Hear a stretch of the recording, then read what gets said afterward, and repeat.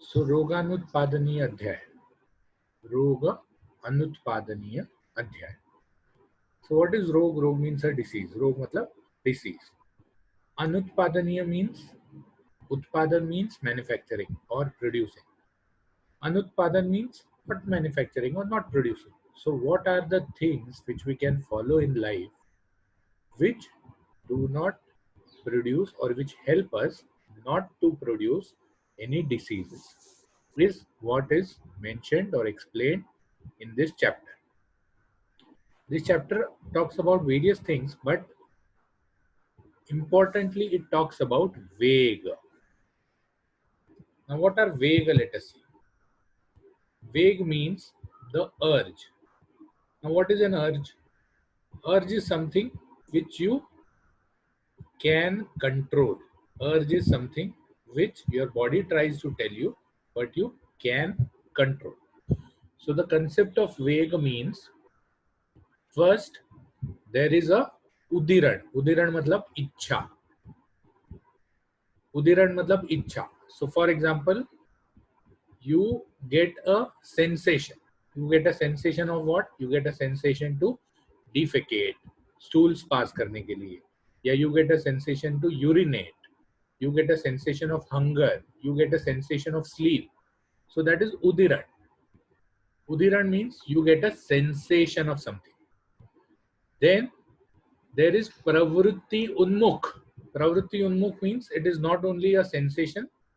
What happens is you start falling down to it. Start falling down to it means, जैसे अगर किसी ने public toilet के बाहर लाइन लगाई हो, तो you come to know what is falling down, that the stools are trying to come out and you are trying to hold them. और अगर किसी ने ड्राइवर्स को देखा हो, तो ड्राइवर्स की आंखें जो हैं वो धीरे धीरे बंद होती है, फिर ड्राइवर अपना सर हिला के उसको वापस बड़ा करता है. तो प्रवृत्ति उन्मुख, सबसे पहले sensation, I get a sensation that I am going to fall asleep. Then I get a प्रवृत्ति उन्मुख, प्रवृत्ति आ जाती है उसकी, मतलब I get a slight work और I work a slide, my body works a slide on it. और स्थान से निकले हुए. नाउ स्थान से निकले हुए means it will not happen in need, it will not happen in maybe, but defecate, deurinate, or during sexual intercourse when the sperms are ejaculated, or during woman when the vomit is coming out. So it leaves its sthan. The normal sthan is left by the urge. So the urge is something which you get a sensation, then you get a, you work out, your body works upon it. Okay, and same is the case with hunger. First you feel, you don't feel a hunger pang, you feel that you are hungry. Okay, that feeling is a mental feeling that you are hungry or you are thirsty. It is a mental feeling. Then it becomes pravritti unmukh. You get a hunger pang, you get acidity in your stomach contracts. Or take the case with thirst. First you feel thirsty, मुंह सूखा हुआ नहीं है या कोई बल गया हुआ नहीं है, but then what happens, then your body works on that urge. मुंह सूख जाता है, बल चला जाता है, इरिटेशन होना चालू हो जाता है. तो दिस इज प्रवृत्ति उन्मुख. और स्थान से निकले हुए is only for those urges जिसमें there is something which is bound to come out. So urge is not only something which comes out, urge is something what your body demands. Urge is something what your body demands. Okay, so how many types of urges? वेग कितने प्रकार के होते हैं? उन्होंने बोला है वेग दो प्रकार के होते हैं, एक धारणीय और एक अधारणीय. अधारणीय वेग में बॉडी वेग आते हैं, शारीर वेग आते हैं, शरीर को लगने वाले. और धारणीय वेग में मानस वेग आते हैं, मन से उदीरण या मन से प्रवृत्ति होने वाली. Now let us take the case of a manas vega. मानस वेग में क्या आता है? अगर अब समझो मेरा बच्चा है, तो मेरे बच्चे ने कोई अच्छा सा कंपस बॉक्स उसके फ्रेंड के पास देख लिया, तो what is the urge which comes to him? To touch it, to open it, ठीक है, उसमें से, या बहुत ही खराब अर्ज आएगी तो चुरा लेने की अर्ज आएगी, ठीक है, लोभ, मोह, ठीक है। तो this is the urge which comes, this is the feeling which comes in the mind कि नहीं ये ऐसा कंपास बॉक्स मुझे भी चाहिए। What is that? That is lobh. चुरा लूं, that is moh. Okay, so ये जो है ये मानस वेग है। Then probably his mind works, जाके देख लेगा, खोल लेगा, एंड प्रोबेबली ही में इवन ढाप लिया जाएगा, चोरी कर लिया जाएगा। तो मानस वेग भी होते हैं और शारीर वेग भी होते हैं, मानस वेग भी होते हैं और शारीर वेग भी होते हैं। तो ये दो प्रकार के वेग जो है उनको उन्होंने डिफरेंशिएट किया है, धारणीय वेग और अधारणीय वेग। धारणीय वेग मतलब जिनको धारण करना चाहिए, which you should resist, which you should resist. अब धारणीय वेग को रेजिस्ट करना चाहिए, तो ये सब धारण करने जैसे वेग हैं वो मानस वेग है। जैसे शोक है, मोह है, क्रोध है, मत्सर है, किसी से जलन, किसी से जलन, ये भी एक वेग है, ठीक है। तो धारणीय वेग जो है वो मानस वेग है, अधारणीय वेग जो है वो शारीर वेग है। शरीर में आने वाले वेग अधारणीय, मन में आने वाले वेग धारणीय। धारणीय मतलब जिनका धारण करना चाहिए, और अधारणीय मतलब जिनका धारण नहीं करना चाहिए, which you have to pass on, which you have to pass on। तो अब हम चलते हैं आगे।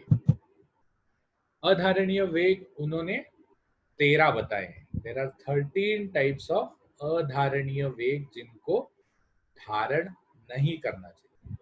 श्लोक है, वेगान न धारयेत वात, विट, मूत्र, क्षव, त्रुट, क्षुधाम, निद्रा, कास, श्रमश्वास, जृंभा, अश्रु, छर्दी, रेतसाम। वेगान न धारयेत, वेगों को धारण नहीं करना चाहिए। कौन से 13? वात, वात मतलब या तो ऊर्ध्ववात या तो अधोवात। गैस ऊपर से निकले डकार आए तो, या गैस नीचे से निकले फाल्ट आए तो वात, वात की किसी भी प्रवृत्ति को रोकना नहीं चाहिए। Now let us understand all these वे। देखो, ऊर्ध्ववात या अधोवात हो, या फिर विट मतलब स्टूल्स हो, द अर्ज टू डिफेकेट, या फिर यूरिन हो, मूत्र, या फिर स्नीज हो, क्षव, या फिर थर्स्ट हो, प्यास, तृषा, त्रुट, हंगर, क्षुधा, स्लीप, निद्रा, कास, कफिंग, श्रमश्वास, श्रमश्वास मतलब जो दम लगता है ना, हम दौड़ के आते हैं उसके बाद, तो श्रमश्वास, कोई भी काम या परिश्रम करने के बाद जो श्वास चढ़ता है वो श्रमश्वास है। तो ब्रीदिंग, जृंभा, यॉनिंग, टीयर्स, अश्रु, वॉमिट, छर्दी, और रेतस मतलब इजैकुलेट। रेतस का मतलब है सेक्सुअल एक्टिविटी में जो स्पर्म इजैकुलेशन होता है, that ejaculate. Okay, now if you see most of this, जैसे fart, stool, urine, sneezing, cough, breath, yawning, tears, vomiting, and ejaculate, what do they have? Most of them have one thing in common, that is something is contracting, something is contracting to throw out something. Okay, something is contracting to throw out something. Now contraction, आकुंचन किसका काम है? वात का काम है। आकुंचन वात का काम है, right. Now we see the other three, which thirst, hunger और स्लीप। ये तीनों चीजों को भी अगर हम धारण करते हैं, हम नहीं सोएंगे तो क्या करेगा, वात बढ़ जाएगा। हंगर, हम नहीं खाएंगे तो क्या होगा, वात बढ़ जाएगा। प्यास लगने के बावजूद हम पानी नहीं पिएंगे तो क्या होगा, वात बढ़ जाएगा। तो जितने भी अधारणीय वेग हैं वो सब वात के कारण उत्पन्न होते हैं, या जितनी भी उसके रोग है वो वात वृद्धि के कारण उत्पन्न होते हैं। तो सिंपल सा चीज है कि वेग, शारीर वेग जितने भी हैं उनको अगर हम धारण करेंगे, या उनसे हम मतलब उसकी प्रवृत्ति को रोकने की कोशिश करेंगे तो वात बढ़ जाएगा। Because what happens is all muscles in those 10 different types of शारीर वेग except for hunger, sleep and thirst, ये तीन चीजों को छोड़ के बाकी सभी चीजों में कुछ न कुछ कॉन्ट्रैक्ट हो रहा है, तो that is muscular contraction. And when you try to resist a muscular contraction, what happens, muscular cramps happen, and that cramp में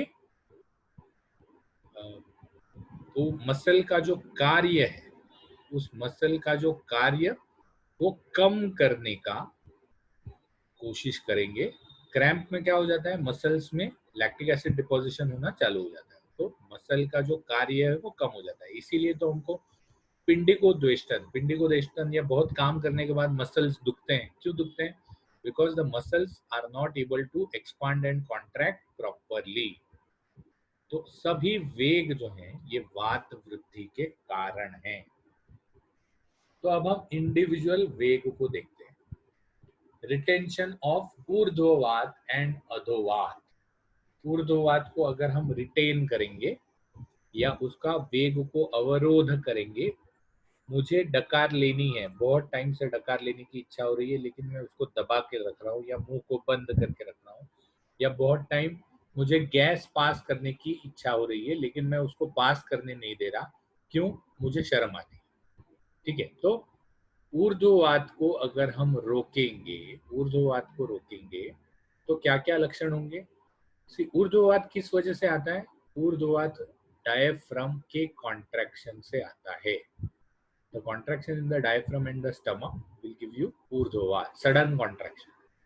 ठीक है, तो ऊर्ध्ववात में होगा तो ये लक्षण आएंगे, यहाँ पर जो लक्षण है वो आएंगे क्योंकि ये ऊपर की तरफ है, जैसे अरुचि, जबान की टेस्ट चली जाना, कंप, ऊर्ध्व शरीर में कंप होना, उर में अवरोध, गैस एक्यूमुलेट होते जाएगा और उर स्थान में अवरोध होगा। आदमान मतलब पेट फूला फूला सा लगेगा, बिकॉज गैस एक्यूमुलेट होते जाता है। कास, खांसी आएगी, और हिक्का, हिचकी आएगी। और अगर यही हम अधोवात को रिटेन करके रखेंगे, ये अगर आप देखोगे तो पूरे ऑल सिम्टम्स आर वात प्रकोपक सिम्टम्स, सभी सिम्टम्स जो है यहाँ पर ये वात प्रकोप की वजह से होते हैं।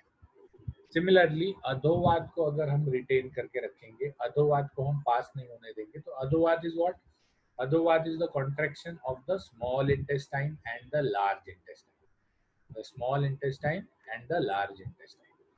कॉन्ट्रैक्शन बोलो, सडन पेरिस्टाल्टिक मूवमेंट बोलो, जिससे वो गैस पुश हो जाता है गुद मार्ग की तरफ। तो अगर अधोवात को रिटेन करके रखेंगे तो गुल्म मतलब पेट में मस्कुलर स्पाज्म, उदावर्त मतलब नीचे से वात जो है वो ऊपर की तरफ जाने का कोशिश करेगा। अगर आपने नीचे का दरवाजा बंद करके रखा है तो वो क्या करेगा, वो बेचारा ऊपर की तरफ जाने का कोशिश करेगा। तो उदावर्त मतलब जब वात ऊपर की तरफ चढ़ना चालू हो जाता है, इससे क्या होता है, उदावर्त से हृदय व्याधि होती है। The pressure in the upper part of the thorax और upper part of the torso is increase, upper part of the torso is increase. तो इसीलिए उदावर्त से हृदय पे प्रेशर आता है, कोष्ठ में शूल होना चालू हो जाता है, which is also a symptom in गुल्म एंड उदावर्त। कोष्ठ शूल इज अ सिम्टम इन गुल्म एंड उदावर्त। क्लम, क्लम मतलब कुछ भी करने की इच्छा नहीं होती। फिर जैसे ही वात का प्रेशर यहाँ बढ़ जाता है, the large intestine has increased in size, so मल और मूत्र का अवरोध, the urinary bladder will not get a chance to contract. तो मल और मूत्र का अवरोध हो जाता है, साथ में अग्निदुष्टि, भूख नहीं लगती। तो ये जितने भी सिम्टम्स हैं, these are more related to the abdomen. ये जितने भी सिम्टम्स हैं, these are more related to the thorax. कास है, आधमान है, अरुचि है। तो upper part of the gastrointestinal tract के सिम्टम्स ऊर्ध्ववात में आएंगे और lower part of the gastrointestinal system के सिम्टम्स अधोवात में आएंगे। तो अब हम देखते हैं कि ट्रीटमेंट क्या है। What is the treatment of retention of ऊर्ध्ववात? ऊर्ध्ववात से हुए जितने भी लक्षण हैं, उनकी ट्रीटमेंट हम कैसे करते हैं, या अधोवात से जो भी सिम्टम्स आए हैं उनकी ट्रीटमेंट हम कैसे करते हैं। सबसे पहले स्नेहन, क्योंकि स्नेह जो है वो वातनाशक होता है। स्नेह इज ऑयल, रुक्ष है वात, स्नेह स्निग्ध है वात, लघु है स्नेह, गुरु है वात, शीघ्र है स्नेह, मंद है। तो स्नेहन करना चाहिए, oleation. Now how will you do this oleation? Oleation can be done by two ways. एक एक्सटर्नल ओलिएशन, बाह्य स्नेहन, और एक इंटरनल ओलिएशन, अभ्यंतर स्नेहन। एक्सटर्नल ओलिएशन में आप शरीर के ऊपरी भाग को या फिर पूरे शरीर को भी तेल से रगड़ के मालिश करते हैं। इंटरनल ओलिएशन में आप तेल, तैल, घृत, वसा, मज्जा, ये 4 प्रकार के बेसिस हैं जो स्निग्ध है, तैल, घृत, वसा, मज्जा। तो इन 4 प्रकार के बेसिस को आप पीने को देते हो या खाना उसमें अच्छी तरह से पका के देते हो, तो दैट इज इंटरनल ओलिएशन या अभ्यंतर स्नेहन। फिर स्वेदन, स्वेदन मतलब सुडेशन, शरीर को गर्म करना, शरीर से स्वेद का बाहर निकालना। तो स्वेदन किस तरह से उपयुक्त है या स्वेदन किस तरह से काम करता है? स्वेदन में अवरोध जो है वो चला जाता है, अवरोध जो है वो चला जाता है। आज की तारीख में भी हम समझो कोई मेटल पीस नहीं निकल रहा है, तो what we do, we give heat to it. तो क्या होता है, one metal piece expands and the other metal piece वहां से झट से निकल आता है। तो इफ यू मतलब जो उसका ट्रैक है, वात का जो ट्रैक है, स्वेदन से वो एक्सपांड हो जाता है, तो दैट साइड साइड से वात मूव करके प्रेशर कम हो जाता है। Now here again we are thinking of vata as a substance, but vata is not a substance, kapha and pitta are substances. तो एक ये भी हम सोच सकते हैं कि मसल्स में जो भी चीजें, स्वेदन से एक और चीज होती है, स्वेदन से ब्लड सर्कुलेशन भी बढ़ता है। So whatever has been accumulated gets out by the blood circulation. उसके बाद वर्ती, वर्ती का मतलब सपोजिटरी, सपोजिटरी ज्यादा करके गुद भाग में डाली जाती है। You insert a suppository in the rectum. तो जब अधोवात से तकलीफ हो तो रेक्टम में कोई भी प्रकार की वातनाशक वर्ती डाली जाती है। वर्ती इज नथिंग, गॉज, आज की तारीख में वर्ती कैसे बनाते हैं, गॉज पीसेस को एक साथ करते हैं, उसको वातनाशक काढ़े में डुबा डुबा के सुखाते हैं और उसकी एक कड़क सी वर्ती तैयार करते हैं। उस वर्ती को गुद भाग से अंदर डाल देते हैं। तो what happens, there is irritation of the lower portion of the gastrointestinal tract. You have already opened the rectum by the varti and vat passes away, vat passes away. तो वर्ती ज्यादा करके अधोवात में देते हैं। वातनाशक भोजन, वात को कम करने वाला, जैसे मैंने स्नेहन में बताया था कि अच्छी तरह से घी, तेल, वसा, मज्जा में भुर्जित, भुर्जित मतलब सॉटे, या भुना हुआ, अच्छी तरह से वातनाशक चीजों में भुना हुआ भोजन, ऐसा भोजन जो मधुर आम्ल लवण है या ज्यादा स्निग्ध है, वैसे वातनाशक भोजन देने से भी गैस्ट्रोइंटेस्टिनल ट्रैक्ट में जो भी वात बढ़ा हुआ है वो शांत हो जाता है। उसके बाद उष्ण जल का पान। अब स्वेदन तो हम बाहर से दे रहे हैं, हम वो कुकर से नली लगा के मुंह में डाल के भाप अंदर तो नहीं दे सकते। तो व्हाट वी डू इज उष्ण जल का पान देते हैं। उष्ण जल वायु के शीत के गुण के विरुद्ध होता है, जल होने की वजह से स्निग्ध है तो वायु के रुक्ष गुण के विरुद्ध होता है, और स्वेदन भी करता है, अंदर अभ्यंतर स्वेदन भी करता है, तो इसीलिए उष्ण जल का पान देना चाहिए। बस्ती, बस्ती मतलब medicated enema, everybody knows that. तो अलग अलग प्रकार के तैल बस्ती देने से, अलग अलग प्रकार के तैल बस्ती देने से या वातनाशक निरूह बस्ती देने से भी गैस्ट्रोइंटेस्टिनल ट्रैक्ट में जो भी वात बढ़ा हुआ है वो कम हो जाता है, क्योंकि बस्ती तो वातनाशक है, क्लियर कट। उसके बाद लास्ट में अनुलोमक द्रव्य। What is anulomana? अनुलोमन मतलब to restore the normal direction of vata. अब हमारा पेरिस्टाल्टिक मूवमेंट जो है वो नीचे की तरफ है, peristaltic movement is always towards the bottom, नीचे की तरफ।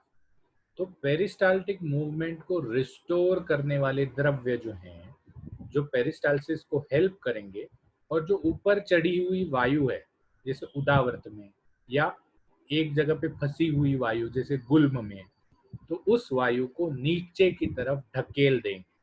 अनुलोमक द्रव्य देने से नीचे से गैस ज्यादा निकलती है, और अनुलोमक द्रव्य देने से नीचे की तरफ पेरिस्टाल्टिक मूवमेंट ज्यादा हो जाती है। तो अनुलोमक द्रव्य कौन कौन से हैं? बहुत सारे अनुलोमक द्रव्य हैं। एक तो आपको पता है, बड़ी सौंफ, सौंफ जो हम खाने के बाद खाते हैं, दैट इज एन अनुलोमक द्रव्य। और इंडियन क्यूजीन, इंडियन आहार शास्त्र इतना अच्छा है कि उन्होंने खाने के बाद बड़ी सौंफ खाने को बोल दी। क्यों?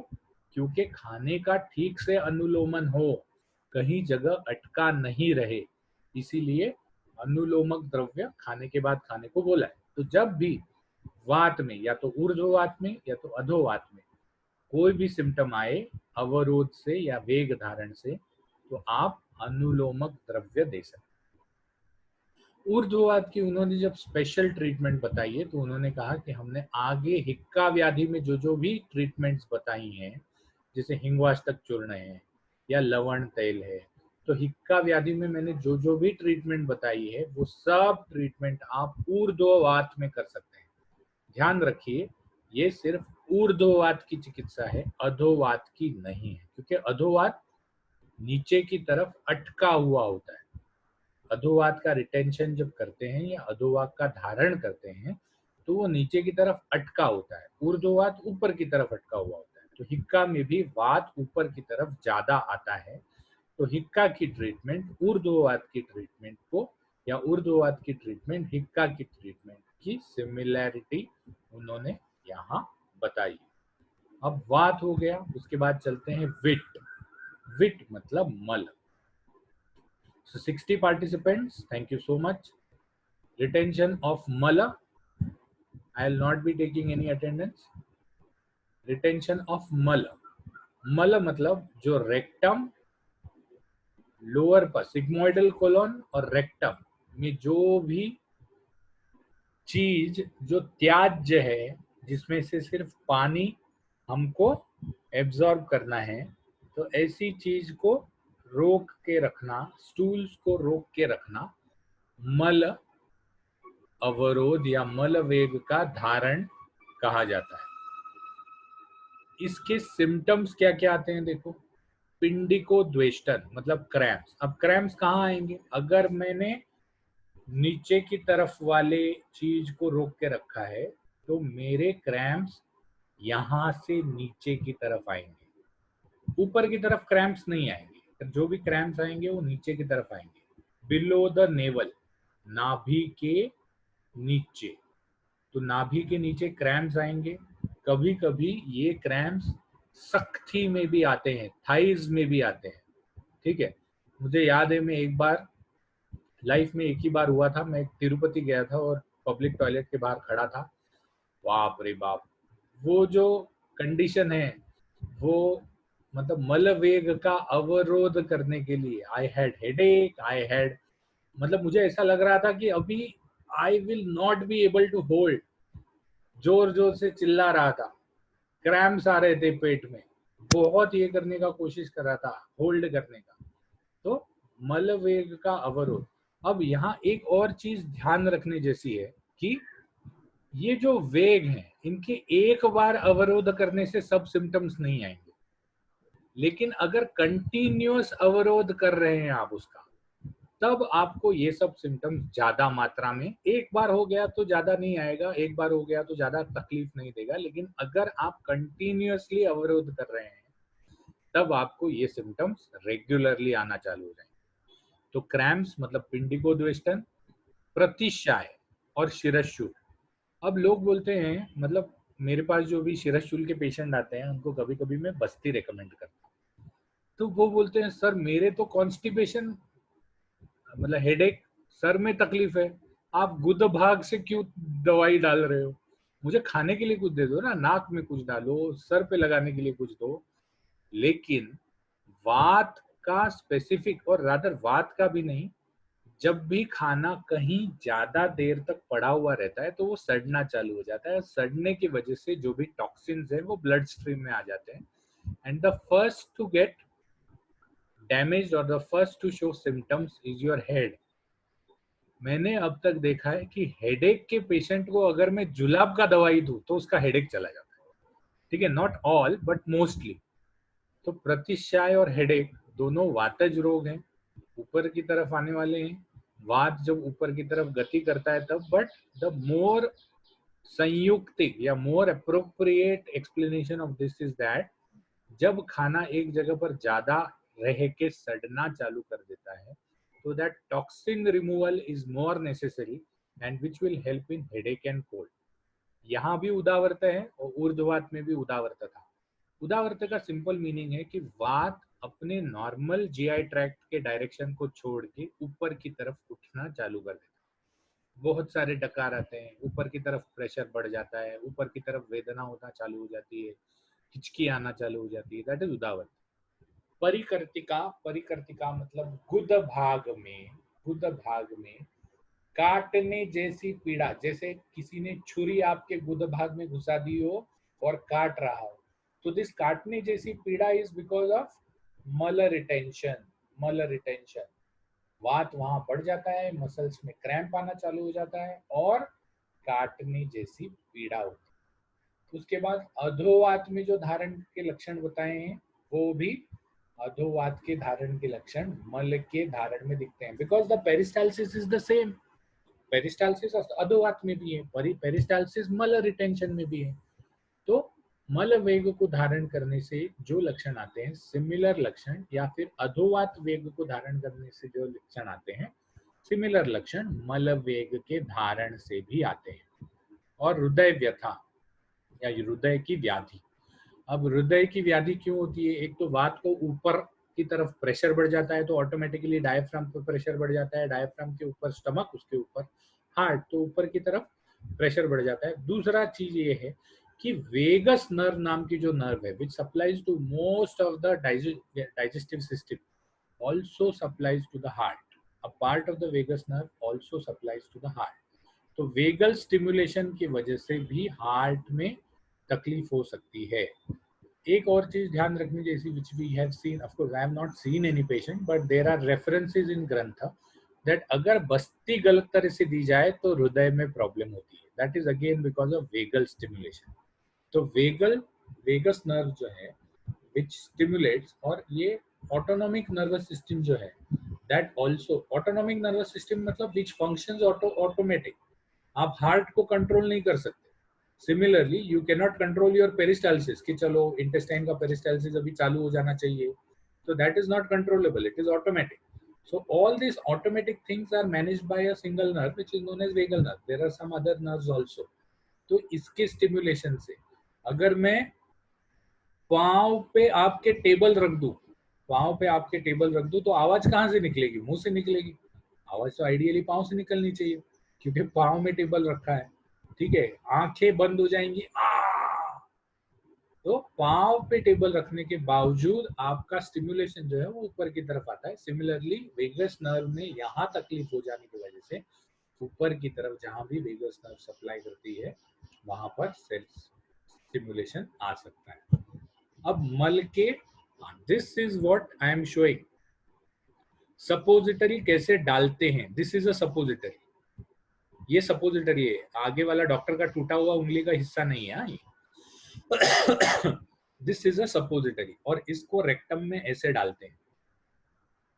रोगी, अब ऑफ कोर्स ये दूसरा पांव भी सीधा रखा है, लेकिन दोनों पांव वी शेप्ड रख के जितना बम्प्स के पास लाया जाए उतना लाते हैं, ताकि, और the best way to put a suppository is to ask the patient to sleep on one side, एक साइड पे स्लीप करके एक पांव पास में लेके गुद भाग ठीक तरह से देख के, बाद में हाथ को हाथ में ग्लव्स पहन के उसको ठीक तरह से जाइलोकेन या कोई जेली लगा के धीरे धीरे धीरे धीरे उस सपोजिटरी को गुद भाग में पुश करते हैं। Now I don't know if you have done, you must have not done, लेकिन किसी के गुद भाग में एंट्री करना, उंगली भी डालना is not a very easy task, because the rectal muscle, the sphincter is a very strong sphincter, वहां से उंगली डालना is not an easy task. तो अब मल वेग के धारण की ट्रीटमेंट देखते हैं। सबसे पहले, सर हाँ सर बोलो। सर एक डाउट था, थोड़ा बाहर है बोलो। थोड़ा सर। वो सर हिकअप्स में सर ऐसा मैंने पढ़ा है कि उसमें मोरपिच नस्य देते हैं सर। तो मोर सर नहीं वो नहीं, क्या होता है मतलब? मोर पिच्छा नस्य नहीं, मयूर पिच्छा मशी देते हैं। मयूर पिच्छा मतलब मोर का जो पंख होता है उसको एक शराव संपुट में जला देते हैं। शराव संपुट मतलब एक तवा दूसरे तवे पे रख देते हैं उल्टा, और बीच में मयूर का पंख रख देते हैं। तो these are all carbon based items, we are all made from carbon. तो जैसे ही ये ज्यादा हो जाती है वो अंदर जल जाती है और उसका पाउडर हो जाता है। कभी घर पे करके देखो, घर पे करके देखो। और सिर्फ मयूर पिच्छा ही नहीं, आप अंडा तो आप खाते नहीं होंगे, लेकिन अंडे का छिलका जो है उसको भी अगर हम शराव संपुट में रखेंगे, एक तवे पे दूसरा तवा रख के बीच में अंडे का छिलका रख देंगे, तो उसका भी कार्बन हो जाता है, काला काला पाउडर हो जाता है उसका। तो ये जो है इसका स्पेसिफिकली हिक्का में, इसको हम छोड़ देते हैं क्योंकि 1 ही मिनट बचा है। तो स्पेसिफिकली हिक्का में मयूर पिच्छा मशी देते हैं, और मयूर पिच्छा मशी को शहद के या घी के साथ चटाते हैं ताकि वात का शमन हो जाए हिक्का रोग में। मेरा एक केस है, एक पेशेंट आईसीयू में था, उसको हिक्का था, और उसको मैंने मयूर पिच्छा मशी दे दिया था। तो जब तक वो मयूर पिच्छा मशी उसके पास पहुंच जाता वो मर गया। तो उसके रिलेटिव ने सभी मयूर पिच्छा मशी मुझे लाके वापस दे दिया। फिर दूसरा एक पेशेंट था जिसको हिक्का हुआ था, उसको मैंने वही डब्बा दिया, वो भी मर गया। तो मैंने वो डब्बा ही फेंक दिया, भाई डब्बा ये है। तो मयूर पिच्छा मशी जो है that is a very good treatment for हिक्का, ऊपर चढ़ने वाले वायु पर, ठीक है। But that is a very rare case, क्योंकि आज की तारीख में मोर मारना इलीगल है। या फिर वैसे मोर का पंख निकालने के लिए मोर मारने का जरूरत नहीं पड़ता, यू कैन